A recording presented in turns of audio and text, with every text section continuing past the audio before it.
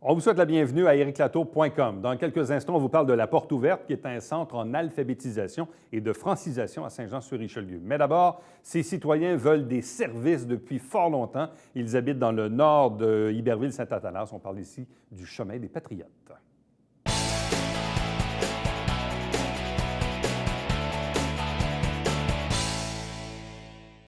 Ça fait plusieurs années qu'on en parle, voire quelques décennies, mais on dirait que depuis 2-3 ans, on en parle davantage. Ils sont présents dans le paysage politique et public. Pourquoi? Ce sont ces résidents du secteur nord de Saint-Athanas, secteur Iberville, le long du chemin des Patriotes, qui réclament des infrastructures, des services, principalement l'aqueduc pour l'eau potable. Avec nous, des représentants de ce comité. D'abord, M. Robert Vasculis, bonsoir à vous. Bonsoir. De même que Joanne Lantier. Bonsoir et bienvenue. Bonsoir.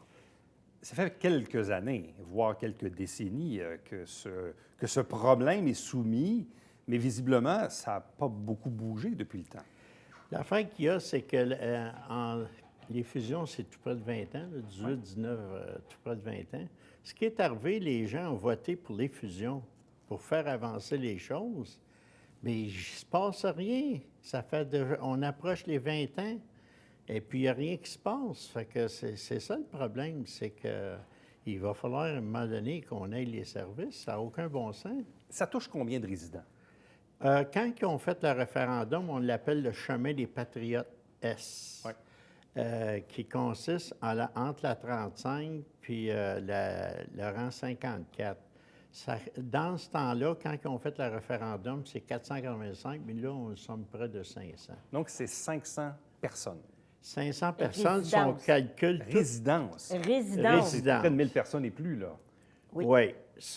On inclut toutes les rues transversales et tout. En longueur, ça donne à peu près 6 km. OK. Donc, ça, c'est un peu le topo de la situation. Donc, actuellement, ça veut dire que ces résidents-là ont des puits, ont des installations septiques. Quel est le quotidien de ces gens-là? Là? Vous, exemple, Mme Lantier, chez vous, là, votre eau, elle ressemble à quoi? Quels sont les ennuis que ça vous crée comme résident? Bien, moi, le problème, c'est que j'ai un puits artésien. Il faut dire qu'il y a deux types de puits. Il y a des puits de surface et les puits artésiens. Dans les puits de surface, c'est plus la norme. Tu n'as plus le droit aujourd'hui d'avoir ça. Normalement, il faut que tu aies un puits artésien. Dans le puits artésien, souvent, il va y avoir des contaminations qui peuvent venir de l'environnement. Tu as biochimique, tu as psychophysique, ça peut être dû à l'épandage de purin, de fumier, les pepticides, parce qu'on sait qu'on est dans une zone agricole, fait qu'il y a beaucoup d'épandage. Même qu'il paraîtrait qu'il y a 16 différentes sortes de pepticides qui seraient étendus. Fait que mon eau, elle a été contaminée à quelques reprises. Je ne peux pas dire pourquoi. Puis la contamination de l'eau, c'est sporadique. Ça peut être, vous l'analysez aujourd'hui, elle va être parfaite. Ouais. Vous l'analysez demain, elle n'est pas parfaite. Mais ce que ça veut dire, dans le fond, c'est que les gens de ce secteur-là ne peuvent pas boire de l'eau du robinet. Qu'est-ce qui arrive, c'est qu'elle peut être très bonne au goût, mais il peut y avoir des contaminants dedans et ça peut être nuisible pour la santé. Puis moi, mon eau, elle est quand même, je suis quand même assez chanceuse. J'ai pas trop de problèmes d'odeur parce qu'il y en a qui est réellement salée. C'est variable d'une résidence à l'autre. D'une résidence à l'autre. Fait que moi, depuis le temps, je vais acheter mon eau. Vous achetez de l'eau. Il y en a qui achètent des petites bouteilles, il y en a qui achètent des 18 litres. Il faut aller les chercher. Vous savez que c'est pesant. Ça en prend en moyenne 2-3 par semaine, dépendant des combien qu'on est par personne là, dans une résidence. Fait que c'est des coûts énormes d'achat d'eau. Il y a même que on a fait des calculs pour ça. Ça peut coûter au-dessus de 1 000 $ par année. Ensuite de ça, il y en a beaucoup qui ont les traitements d'eau. Fait qu'il faut que tu aies ton assouplisseur, tu as la lampe d'ultraviolet, tu as les traitements et tout ça. Fait que c'est énormément de frais. Mais c'est pas tout le monde qui n'a pas d'abonnement. C'est variable, c'est ça. C'est variable. Comme moi, dans mon cas, c'est du fer. C'est de la senteur de souffle. Fait que c'est pas plaisant. Fait que faut quasiment... Pour la lessive non plus, puis bon. Bien, c'est parce que ça vient brun. Madame Lantier, je pense qu'elle avait une photo. J'ai même des photos de... Un monsieur qui a bâti il y a 2 ans. Il y a une construction neuve, une belle maison, il a tout mis de la belle plomberie, des choses comme ça, mais à cause que son eau est très salée et ferreuse, sa plomberie, on a une photo ici là, d'un pommeau de douche. Et, donc, vous dites qu'en l'espace de 2 ans... De 2 ans, c'est l'état de sa plomberie. Fait que là, même lui, il pense d'être obligé de changer plusieurs éléments de plomberie à cause de son eau. Bon. Dites-moi, un puits, là, ça coûte combien? C'est très dispendieux. J'ai pas d'idée. Si je peux vous donner des exemples, parce qu'il y en a des résidents qui ont été obligés de faire construire des puits sur la rue de Chemin des Patriotes, et c'est en moyenne, je vous dirais, 10 000 $ du 100 pieds. Mais- Et le monsieur d'à côté... Ça veut dire à 10 co- pièces du pied à peu près. Et à côté de chez nous, il est obligé de... Pour avoir de l'eau, il est obligé de creuser à 600 à 600 pieds. Fait que ça lui a coûté 60 000 $. Ça fait de Un l'argent. autre, au début, pas loin de l'écurie Fantasia, c'est 200 pieds, fait que c'est 20 000 $. Là, dites-moi, bon, idéalement, évidemment, on comprend que vous souhaitez avoir l'eau potable, donc l'aqueduc, mais en même temps, tant qu'à passer les services, est-ce qu'on en profite aussi pour passer les égouts? Ben, est-ce que ça fait Quand partie ils ont de vos passé le demandes? référendum, il y a beaucoup de gens qui ont dit oui pour l'eau, mais eux autres, ils ont dit non, ils ont voté non parce qu'ils voulaient avoir l'eau et l'égout. Parce que les frais, j'imagine qu'en faisant le trou, tu n'as pas besoin de le faire deux Évidemment, fois. ouais. Là. Fait que peut-être moyen de passer 2 tuyaux. Les coûts, on ne les connaît pas. Moi, Mais, moi, en circulant beaucoup sur Chemin des Patriotes, parce que je me promène avec mon chien et je jase souvent avec les gens, fait que je fais quand même des grandes marches, et je vous dirais que la majorité des gens, là, M. Vascalis avait déjà calculé, c'est 75 % des gens qui veulent l'eau et les égouts, avec des subventions. C'est officiel Évidemment. qu'on n'a pas les moyens de payer pour ça. Mais il y a plusieurs il y en a qui ont des problèmes d'eau, mais il y en a plusieurs aussi qui ont des problèmes de fosses septiques. Les fosses septiques sont plus conformes à aujourd'hui. Ils ont Ça des- aussi, ça coûte des sous, Et c'est une- des bons investissements. Une fosse septique, c'est entre 15 et 30 000. Il y en a qui l'ont fait faire dernièrement. Fait que c'est 15 et 30 000. Si vous calculez 30 000, mettons, on va mettre 20 000. Vous calculez un puits, un autre 20 000. Fait que c'est 40 000. Fait que si on réussit à avoir l'eau, les égouts avec des subventions, parce qu'on a contacté, on a eu des rencontres, le comité a eu des rencontres avec la députée Mme Sanson, Ouais. le fédéral durant ce temps-là, M.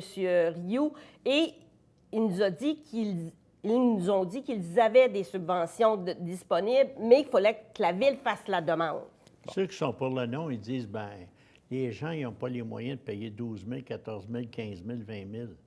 Le gars qui s'est fait prendre avec son champ d'épuration qui est plus bon, puis qui n'a pas lui aussi les moyens, qui dépense 15, 20, 30, 35 000 pour une tank bionesse qu'on appelle, là. C'est quoi la différence? Donc, la première étape, c'est qu'il faut que la Ville de Saint-Jean-sur-Richelieu lance une demande au gouvernement du Québec pour aller chercher des subventions. Ça, c'est la première étape. Oui, ça? parce que Oui. souvent, on est allé voir le fédéral, le provincial. Nous, on ne peut pas la demander. Ça devient que ça vienne du de la Ville. conseil. Sinon, on l'aurait fait. C'est pas compliqué. Qu'est-ce que la Ville vous dit? Parce que récemment, on a reçu le conseiller municipal Michel Gendron. Vous faites référence à la députée également, Sanson, qu'on avait reçue ici même en entrevue, qui elle-même disait, écoutez, on ne peut pas comprendre en 2019 que des gens habitent dans une c'est ville ça. et qui n'ont pas de service. Bon, on comprend, bon, tant mieux si elle pense ça, mais dans les faits, où en sommes-nous du côté de la Ville? Qu'est-ce qu'on vous dit du côté? Parce qu'à chaque côté de la conseil de Ville, Ville, on ce vous qui voit arriver, arrive- vous poser des questions, mais dans les faits, qu'est-ce que la Ville vous dit en date Ce d'aujourd'hui? qui arrive, il faudra mettre le dossier à jour à savoir comment ça coûte. C'est bien beau demander une subvention, mais c'est quoi le montant? Je veux pas 30 30 de quoi? Ça prend des évaluations, ça prend des études du marché. Ça prend ça prend absolument ça. C'est pas les citoyens qui Donc, devraient payer actuellement, ça. on n'a aucune idée des coûts. Non. Non, c'est pour ça qu'on voudrait qu'il y ait une résolution qui passe au conseil de ville. Et puis, à un moment donné, l'analyse va être faite. Puis là, quand on arrivera à... Tu sais, parce que le gouvernement, il va dire, moi, je vote 30 ou 10 ou peu Mais importe par contre, Mais ça prend un montant. Michel avait déjà... Moi, je peux vous parler de moi, parce que quand j'ai eu la lettre, premièrement, il y a eu une première pétition qui a été faite en 2009. La Ville, en 2013-2014, nous a répondu par rapport à cette pétition-là, disant qu'il nous a envoyé un sondage, nous demandant si on voulait payer pour l'eau seulement, sans subvention. Mais il n'y a pas eu de rencontre d'information, il n'y a pas eu aucune information par rapport à ça. Dans la lettre qui nous demandait juste pour l'eau, moi, j'avais reçu ma cour, mon terrain, a 115 pieds de largeur et ça me coûtait 14 500 juste pour l'eau. Si vous calculez en moyenne l'eau et les égouts, c'est 3 fois ce montant-là. Fait que vous arrivez à 45 000 que ça coûterait. Ouais. Mais s'il y a des subventions, si on est capable d'aller chercher des subventions, mettons qu'on est capable d'aller chercher entre 60 et 70 ce qu'on a su en rencontrant M. Rio et Mme Sanson, bien là, je trouve à payer 30 Mais 30 de 45 000, ça me fait 15 000. Fait que 15 000, si je paye pour une fosse septique, oui, tout à fait. ça va Donc, dépasser. là, Fait que c'est à peu près les chiffres qu'on avait dans le temps. M. Vascalis. L'autre affaire, quand ils ont passé ce référendum-là, ils ont pris le vote de tout l'ensemble des citoyens. Nous autres, on sait bien que c'est peut-être pas tout le monde qui en veut. Ce qu'on veut, c'est le prolongement de la ligne. Ouais. Sur la rue Pépinière, ils vont avoir l'eau parce qu'ils ont dit que ils paieraient tout. Quand ils ont fait le parc Rémillard à l'Acadie, ils ont dit, pourquoi? Parce qu'ils ont tout payé.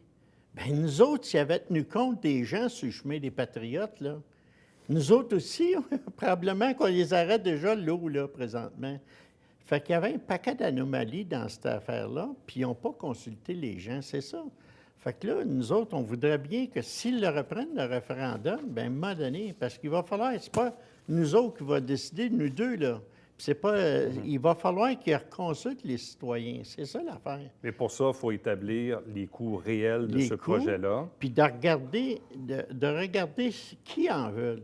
Fait que si parce que moi, je l'ai tout fait, le chemin des Patriotes, me prend un an, j'ai fait porte par porte. Je le connais parfaitement, ce dossier-là.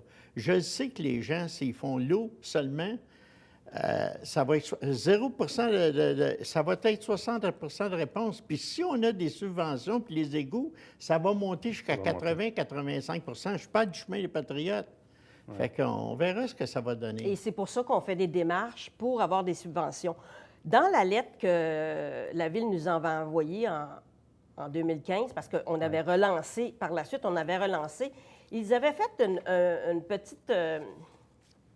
ils avaient dit qu'ils refusaient, mais ils avaient dit, toutefois, nous demeurons à l'affût de tout éventuel programme de subvention qui deviendrait disponible et qui permettrait de rendre le projet possible.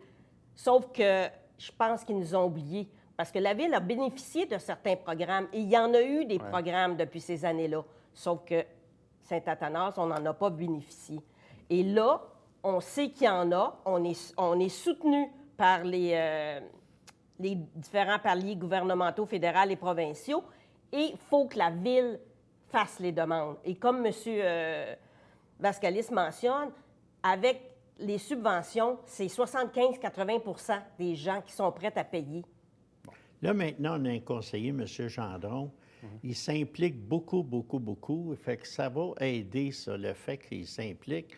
Fait que là, il y a beaucoup de choses qui vont se passer. Mais donc, la balle est dans la cour de la Ville. Dans la cour de la Ville, puis ça part principalement, le joueur principal là-dedans, c'est ton conseiller. Le conseiller, lui, s'il n'est pas pour, là, il n'y a rien qui va avancer. Même si tout le monde sera d'accord. Si lui, on ne parle pas, je pense qu'il semble favorable au projet. Il est très favorable, puis il travaille très fort, puis il en fait quasiment son mandat qu'il l'a dit en pleine séance du Conseil. Fait que... J'ai comme l'impression qu'on va vous revoir au cours des prochaines assemblées du Conseil. Il est bien possible, parce que la dernière fois, nous étions 60. Fait que, plus de 60. Plus de 60, fait qu'on montre réellement qu'on en veut. Déplacer 60 personnes, c'est pas évident du tout. On vous souhaite la meilleure des chances. On aura certainement l'occasion de s'en reparler, en souhaitant bien sûr que le dossier avance et que s'achemine et qu'ultimement, ça soit la satisfaction de tous ou à tout le moins d'une majorité de citoyens. On vous remercie de nous avoir invités. Plaisir. Merci. Restez avec nous, puisqu'au retour, on vous parle de la porte ouverte.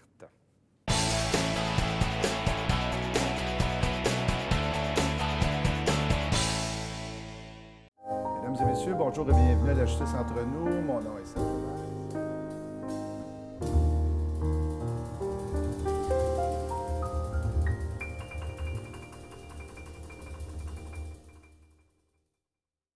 Salut, ici Alexandre Baudouin. Et François Trépanier. François, cette semaine à Sport Express, on parle de physiothérapie. Oui, avec Steve Villeneuve, qui a tout un bagage comme physiothérapeute. Ouais, peut-être qu'il ferait des Claude. Il a tellement donné de buts, il a mal dans le cou. Hein? Manquez pas ça.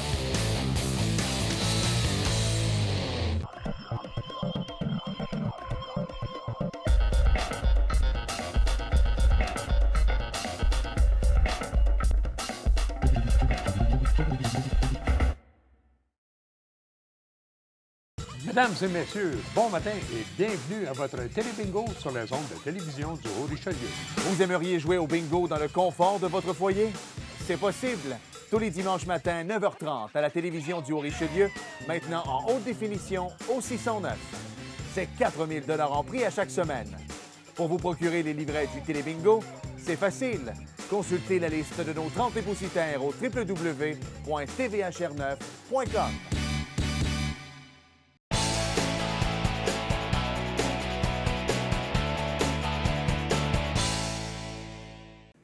On est chanceux à Saint-Jean-sur-Richelieu puisque depuis plusieurs années maintenant, depuis 1984 pour être plus précis, la Porte ouverte, c'est un centre d'alphabétisation et de francisation qui donne principalement des cours. Il y a d'autres services également qui sont offerts. Bref, mais parlons principalement des cours. Deux invités pour en parler. D'abord, Louise Bello, qui en est la directrice générale. Bonsoir à vous.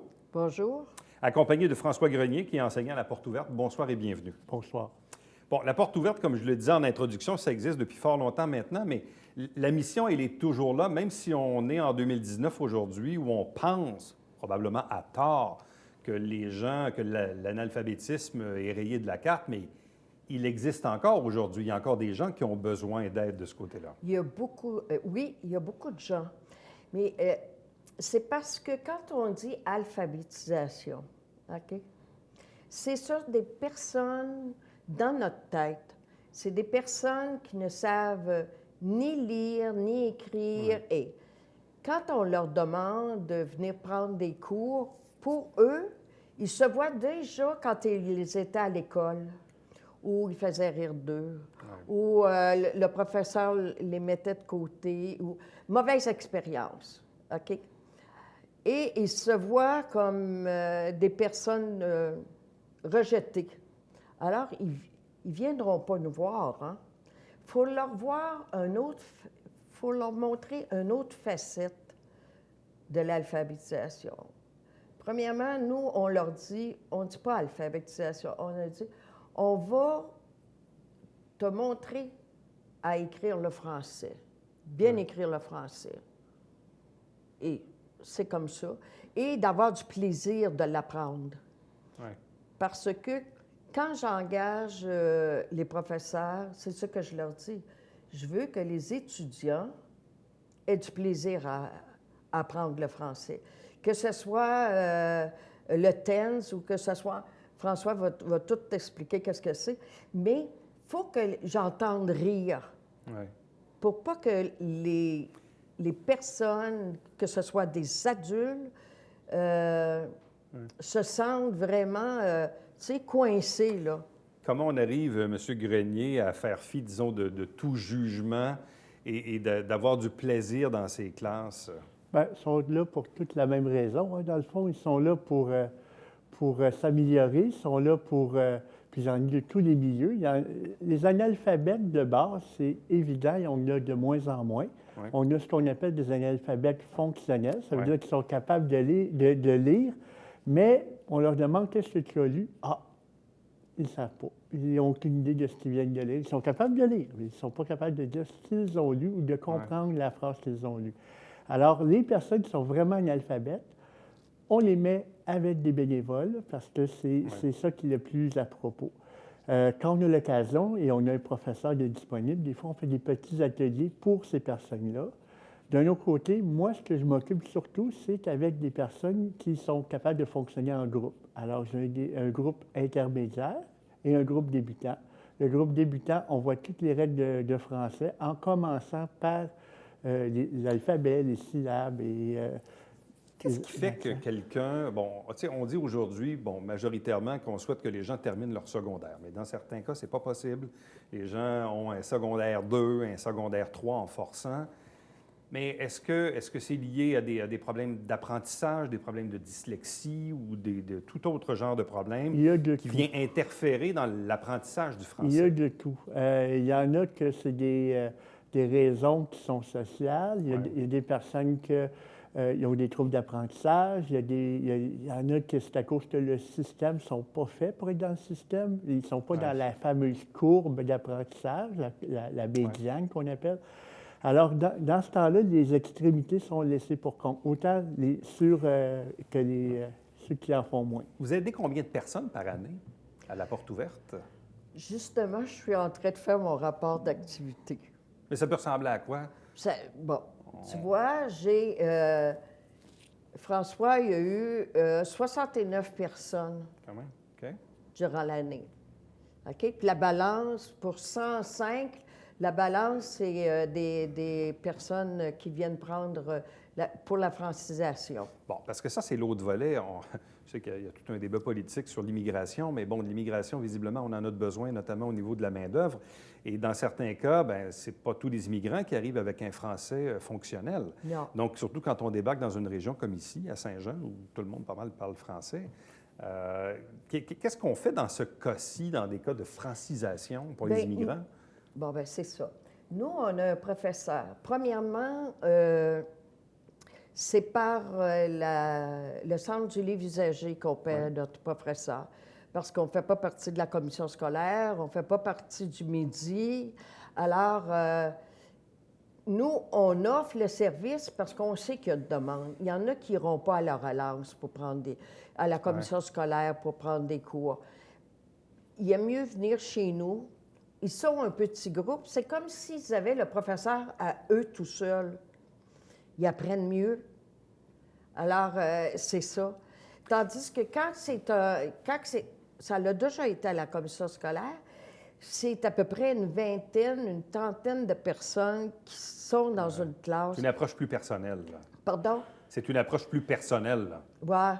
Mais qu'est-ce qu'on fait dans le cas, je ne sais pas, moi, quelqu'un qui arrive d'Asie, qui parle chinois ou même pas anglais du tout, puis là, vous lui montrez à parler français, comment on arrive à faire ça?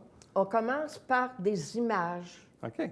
Oui, on commence par des images, à dire comme la porte, tu sais, on va montrer la porte. Ça, c'est une pomme. Oui, c'est ça? c'est ça. Ou, Pour ça gagner y va du vocabulaire, là. tranquillement. Et habituellement, dans l'entourage, OK, il y a quelqu'un qui parle français. Fait que quand la personne elle vient nous voir, on lui dit, tu veux-tu? Tu vas y parler français un peu. On dit aussi à la personne, écoute la télévision pour que l'oreille se fasse, OK? Et bien souvent, il y a toujours quelqu'un qui va comprendre qu'est-ce qu'elle va dire et qui va l'adopter, qui va lui aider. Et c'est pour ça qu'on aime ça, d'avoir juste un petit groupe C'est pour plus que facile. les contacts se fassent et Quand les gens suivent là, des cours pour réhabiliter leur français, monsieur le professeur, ça peut prendre combien de temps avant que la personne puisse être fonctionnelle pour lire, écrire correctement? Ça, c'est une grosse question. Ça dépend toujours de leurs antécédents, des limites qu'ils ont déjà. Des fois, ça prend un temps assez grand pour qu'ils reprennent confiance en eux-mêmes et aux professeurs ou aux bénévoles qu'ils ont avec eux. Alors là, dans ce temps-là, c'est sûr, c'est plus long. Il y a toujours aussi une période de réadaptation au niveau de l'apprentissage. Moi, je leur dis toujours, donnez-vous le temps de réapprendre à apprendre. Quand ça fait longtemps qu'on n'est pas allé sur les bancs d'école. C'est ça. Moi, je le compare à une éponge. Une éponge, quand c'est sèche, Il faut la remouiller un peu. il faut la mouiller un Ouais. petit peu. Donc, ça prend un petit bout de temps avant qu'elle redevienne malléable, là. Donc, moi, c'est un peu l'image que je leur donne. Ça leur donne un peu de temps pour justement se refaire à l'apprentissage, puis éventuellement, ils arrivent vraiment à apprendre. Et j'ai un plan de cours qui dure sur 1 an, qui va faire qu'ils vont pouvoir... OK. Tantôt, on parlait de financement, entre autres, pour la francisation. Puis, parce que moi, souvent, une fois ou deux par année, on fait le ménage à la maison, puis on va porter des livres à la porte ouverte. Vous avez toujours sur le côté le bac. Donc, on se dit, bien, ça va donner une deuxième vie à nos livres. Mais en même temps, je pense que le livre usagé, vous poussez ça même plus loin dans le recyclage pour aller chercher davantage de financement. Oui. Nous, c'est ça. Justement, on est en train de faire... J'ai un bénévole, là, avec un employé. Ils font... j'ai 2 bénévoles parce que, justement, Léopold qui est là quasiment 7 jours par semaine, OK? Puis j'ai quelqu'un d'autre. Eux, ils font des palettes, comme on appelle. C'est pour ça que je voulais qu'ils viennent... Je voudrais qu'ils viendraient te voir pour en parler. Mais ça, c'est que j'essaie d'aller chercher le plus d'argent possible aussi. Parce que nous, on est on est subventionné par l'enseignement supérieur, OK? M. Roberge. Oui. OK. Cette année, je pensais que M. Roberge était pour élargir sa bourse. Ça n'a pas été le cas? Ça n'a Non? pas été le cas et j'étais pas très de bonne humeur. Ouais. Parce que on nous demande de développer. Ouais. Pour développer, tu as besoin de quoi? Tu as besoin des sous. Ouais. Pour aussi que tes employés soient bien payés, pour Ouais. pas qu'ils viennent prendre de l'expérience chez nous puis qu'ils s'en vont ailleurs. Je comprends. Ouais. C'est ça. Alors, puis je trouve aussi, je vais te donner un exemple. Nous, j'ai 2 personnes, des étudiants qui ont passé par la francisation. OK? J'en ai une que j'ai rencontrée par hasard, qui travaillait dans une entreprise au bureau. Et il y a un boss, qui est sorti, un patron qui est sorti, puis qui est venu le voir, parce que moi, je parle assez fort. Hein, ça fait que, puis elle, quand elle m'a entendu, elle a osé les becs. Ouais. Et puis, le patron il est venu me voir et il m'a dit Natalia, c'est chez vous qu'elle a appris le français. J'ai dit oui. Vous êtes une très bonne école. Ouais. Alors, ça tu sais, là, ça nous revalorise. Hein? En souhaitant que vous serez entendu et qu'il y Ah, aura oui. des résultats. On adore ça. Donc, la porte ouverte, centre d'alphabétisation et de francisation, situé ici même à Saint-Jean-sur-Richelieu. Donc, à vous deux, merci beaucoup, bonne chance. Puis oui, effectivement, on reparlera prochainement du centre du livre Oui. usagé. Merci. Merci beaucoup. Restez avec nous, puisqu'au retour, on vous présente le Babillard quotidien.